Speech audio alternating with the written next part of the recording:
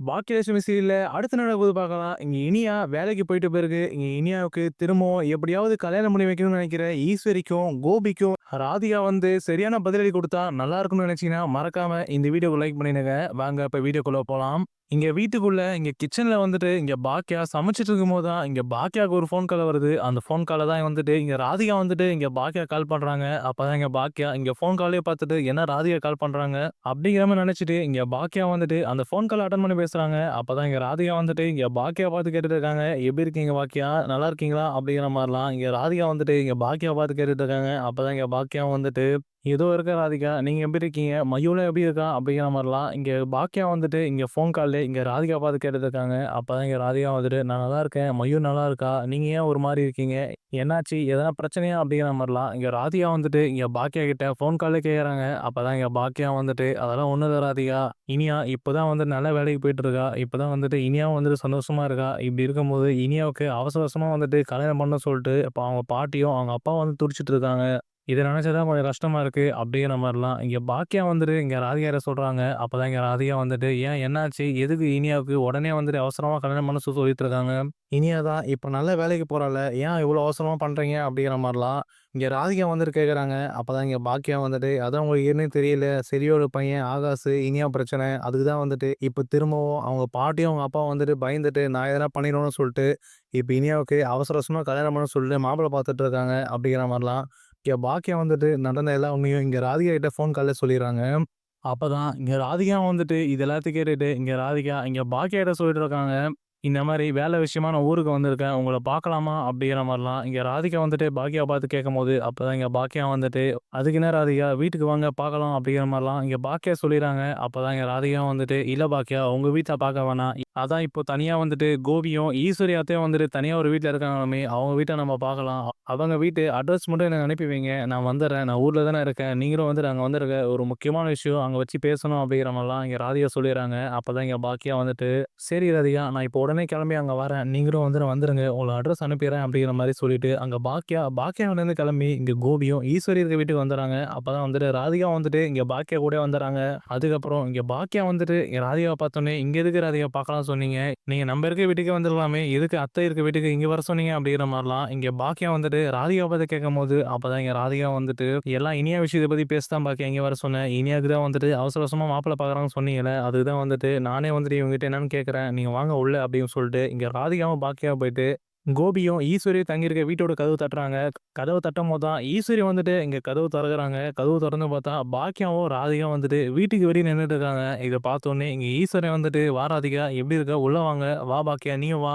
என்ன ராதிகா புதுசா வீட்டுக்குலாம் வந்திருக்க? எதனா வேலை விஷயமா ஊருக்கு வந்தியா?" அப்படிங்கிற மாரிலாம் ஈஸ்வரி கேட்கறாங்க. அப்பதான் அங்க சோபால உட்கார்ந்திருந்த கோபி வந்துட்டு எழுந்து நின்டு, இங்க ராதிகா பார்த்தோனே சந்தோஷத்துல, "வா ராதிகா, எப்படி இருக்க? நல்லா இருக்கியா?" அப்படிங்கிற மாரிலாம் ராதிகாவ பார்த்துட்டு இங்க கோபி கேட்டுட்டு இருக்காரு. அதுக்கப்புறம் தான் ராதிகா வந்துட்டு கோபியும், ஈஸ்வரியும் பார்த்துட்டு, "நான் நல்லா இருக்கேன். நீங்கலாம் எப்படி இருக்கீங்க? உடம்புலாம் எப்படி இருக்கு?" அப்படிங்கிற மாரிலாம் ஈஸ்வரியும், கோபிய பார்த்துட்டு இங்க ராதிகா வந்து கேட்டுட்டு இருக்காங்க. இதெல்லாம் கேட்டு முடிச்சிட்ட பிறகு, இங்க ராதிகா வந்துட்டு கோபியும், ஈஸ்வரியும் பார்த்துட்டு, "நான் ஒரு முக்கியமான விஷயத்த பத்தி உங்ககிட்ட பேசலாம்னு சொல்லிட்டு இங்க வந்தேன். அதுக்கு தான் வந்துட்டு பாக்கியாவையும் கையோட இங்க கூட்டிட்டு வந்தேன்." அப்படிங்கிற மாரிலாம் இங்க ராதிகா வந்துட்டு சொல்லவும், உடனே ஈஸ்வரியும், கோபியும் வந்துட்டு, "முக்கியமான விஷயமா? என்ன ராதிகா? என்ன சொல்லப் போற? மயு எப்படி இருக்கா? மயு ஏன் கூட்டிட்டு வரல? மயு பத்தி எதனா முக்கியமான விஷயம் பேசணுமா?" அப்படிங்கிற மாரிலாம் இங்க கோபி கேட்கவும், அப்பதான் இங்க ராதிகா வந்துட்டு, "மயு பத்தி தான் பேச ஒண்ணும் கிடையாது. நான் இன்னொரு விஷயம் பேச வந்தேன். இனியாவ பத்தி தான் உங்க 2 பேர்கிட்டயும் பேசணும்னு சொல்லிட்டு நான் இங்க வந்திருக்கேன். அதுதான் வந்துட்டு பாக்கியாவும் என் கூட இருக்காங்க." அப்படிங்கிற மாரிலாம் திரும்பவும் வந்துட்டு இங்க ராதிகா சொல்றாங்க. அப்பதான் வந்துட்டு, "இனியாவ பத்தியா? இனியாவ பத்தி என்ன ராதிகா பேசப் போற? இனியா இப்ப வேலைக்கு போயிட்டா. அது உனக்கு தெரியும்ல. இனியா நல்ல வேலைக்கு ஜாயின் பண்ணிட்டா போயிட்டு இப்போ. டெய்லி நியூஸ்ல, டிவில தான் இனியா வரா." அப்படிங்கிற மாரிலாம் இங்க ராதிகா கிட்ட கோபி வந்துட்டு இனியாவ பத்தி ராதிகாட்ட சொல்லிட்டு இருக்கும்போது, அப்பதான் இங்க ராதிகா வந்துட்டு, "அதெல்லாம் எனக்கு தெரியும். நான் ஆனா அத பத்தி பேச வரல. இன்னொரு விஷயத்த பத்தி பேச வந்திருக்கேன்." அப்படிங்கிற மாரிலாம் சொல்லும்போது, அப்பதான் அதே நேரத்துல ஈஸ்வரியும், கோபிய பார்த்துட்டு இங்க ராதிகா பாக்கியாவ பக்கத்துல வச்சு கேட்டுட்டு இருக்காங்க.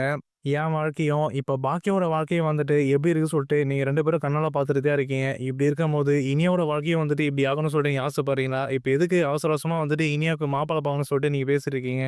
இனியா இப்பதான் வந்துட்டு வேலைக்கு போயிட்டு இருக்கா. அவளோட வாழ்க்கையே வந்துட்டு இப்பதான் ஆரம்பிக்குது. இதுக்கு மேல தான் அவ நிம்மதியா இருப்பா. இப்போ உடனே வந்துட்டு அவருக்கு அவசர அவசரமா வந்துட்டு கல்யாணம் பண்ணி குடுக்கணுமா? இனியாவோட வாழ்க்கையும், என் வாழ்க்கை மாரியும், பாக்கியா வாழ்க்கை மாரியும் ஆகணுமா? அதுக்கு தான் வந்துட்டு நீங்க 2 பேரும் கண்ணால பார்க்கணும்னு சொல்லிட்டு இவ்வளோ பண்ணிட்டு இருக்கீங்களா? அப்படிங்கிற மாரிலாம் ஒரு மாரி கோவமா வந்துட்டு இங்க ராதிகா, ஈஸ்வரிய பார்த்ததும், கோபிய கோபி பார்த்து கேட்டுட்டு இருக்காங்க. அப்பதான் இங்க ஈஸ்வரி வந்துட்டு ராதிகாவ பார்த்துட்டு, "என்ன ராதிகா வந்தது வராம ஒரு மாரி பேசிட்டு இருக்க, சண்டை வலிக்கிற மாரி. ஏன் இவ பாக்கியா உன்கிட்ட சொல்லி ஏதாவது கூட்டிட்டு வந்தாளா உன்ன? இத பத்தி பேசுங்க" அப்படின்ட்டு. அதனால தான் நீ பாக்கியா சொல்லி இனியாவோட வாழ்க்கைய பத்தி எங்ககிட்ட பேசிட்டு இருக்கியா? அப்படிங்கிற மாரிலாம் இங்க ஈஸ்வரி வந்துட்டு இங்க ராதிகாவ பார்த்து கேட்கும்போது, அப்பதாங்க இந்த பாக்கியா வந்துட்டு, "இங்க பாருங்க அத்த, இவங்க கிட்ட எதுவும் சொல்லி வச்சுலாம் கூட்டிட்டு வரல. இவங்க தான் வந்துட்டு என்ன கூட்டிட்டு வந்தாங்க. எனக்கு ஒண்ணும் அவசியம் கிடையாது. இது என் பொண்ணோட வாழ்க்கை. நானே வந்துட்டு இதெல்லாம் பார்த்துப்பேன். இருந்தாலும் வந்துட்டு இவங்க என்ன கூப்பிட்டாங்கன்னு சொல்லி தான் நான் இங்க வந்தேன்.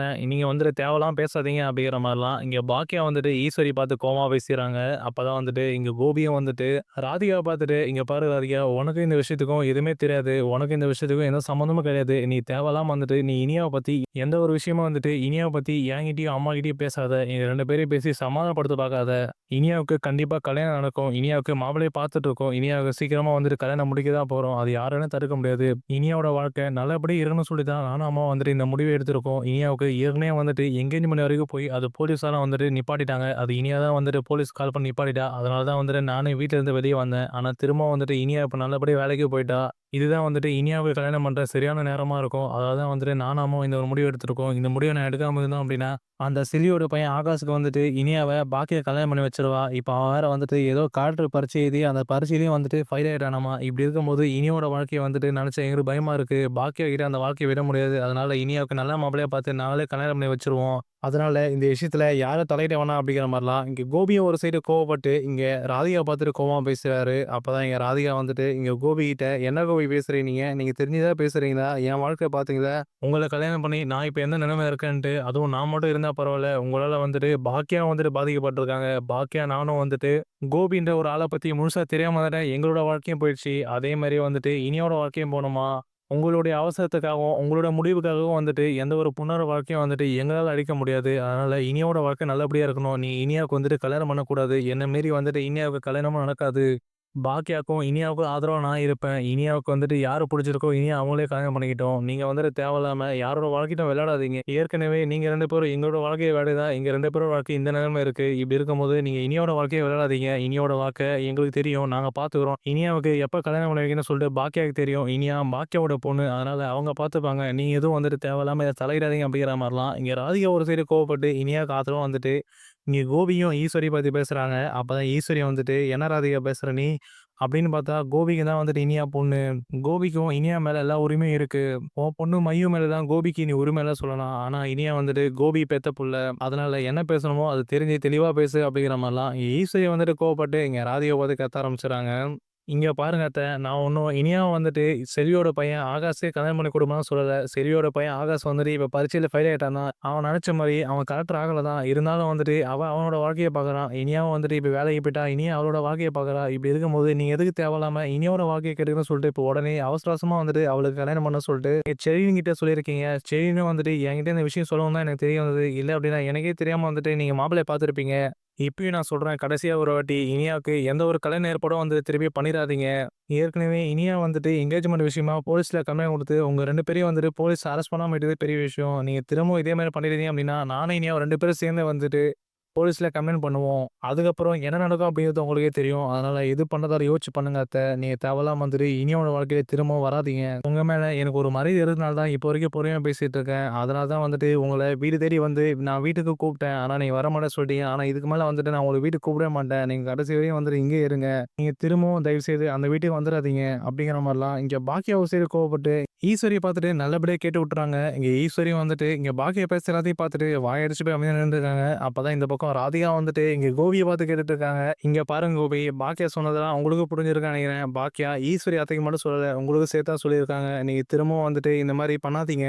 உங்களுக்கும் எனக்கு டிவோர்ஸ் ஆகி உங்களுக்கும் எனக்கும் சம்மந்தமும் ஆயிடுச்சு தான். இருந்தாலும் பாக்கியாக்கும், இனியாவுக்கும் ஒண்ணுனா நான் கண்டிப்பா வந்துட்டு கேட்பேன் தான். நீங்க இதே மாரி பண்ணிட்டீங்க அப்படின்னா, நீங்க அடுத்து ஜெயிலுக்கு தான் 2 பேரும் போக வேண்டியதா இருக்கும்." அப்படிங்கிற மாரிலாம் இங்க ராதிகா ஒரு சைடும், இங்க பாக்கியா ஒரு சைடும் வந்துட்டு இங்க கோபியும், இங்க ஈஸ்வரியும் பார்த்து நல்லா வெளுத்து விட்டுர்றாங்க.